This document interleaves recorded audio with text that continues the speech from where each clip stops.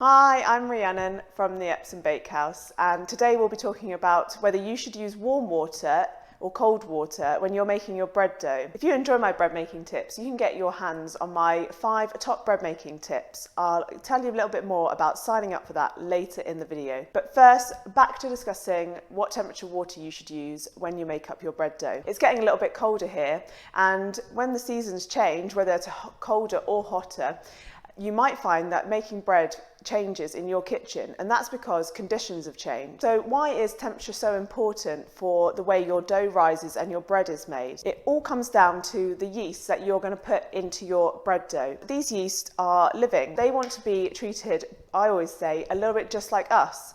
They want to have warmth and food and some water, and in return they will digest the flour in your bread dough and produce gas that rises your bread dough, and that's where the temperature of your water comes into play. Yeast work best, and they're producing the most gas at a temperature of around 37 degrees centigrade. That's about 98 to 100 Fahrenheit. Temperatures up to 37 degrees will make the yeast work better and better. Once it gets too warm, so above about 40 degrees centigrade, your yeast will start to die and no longer produce any gas to rise your dough. The second reason that water temperature is important in baking bread is consistency, and I'm often asked about how people can get consistent results when they're baking bread. One thing that you should really start to look out for is the temperature that you bake your bread at, and trying to get your dough to relatively the same temperature each time you bake. If it's getting colder, so the air temperature is colder and your ingredients are colder, then to make the dough a little bit warmer, you will need to up the temperature of your water. And if you can keep to a consistent dough temperature every time you're making bread, you'll find that it rises at around the same rate. The third reason that water temperature is important is it's one element of your dough making that you can control quite easily. When you're making bread dough, you've got your basic ingredients of flour and then a little bit of yeast and salt, but in bulk probably flour and items such as butter and eggs, which might be quite cold. And you've also got the air temperature of the room you're making your bread in, and you also get something where heat is transferred in however you need. So it could be from your hands, or it could be from the turning paddle of a machine. All of those things are a bit hard to change. You've got to knead your dough, and it's difficult to heat up your ingredients, especially without changing the consistency of them. The one thing that you can change is the temperature of the water that you put in. So that was 3 reasons why temperature is important. Firstly, the yeast will work best in a warm environment up to about 37 degrees centigrade.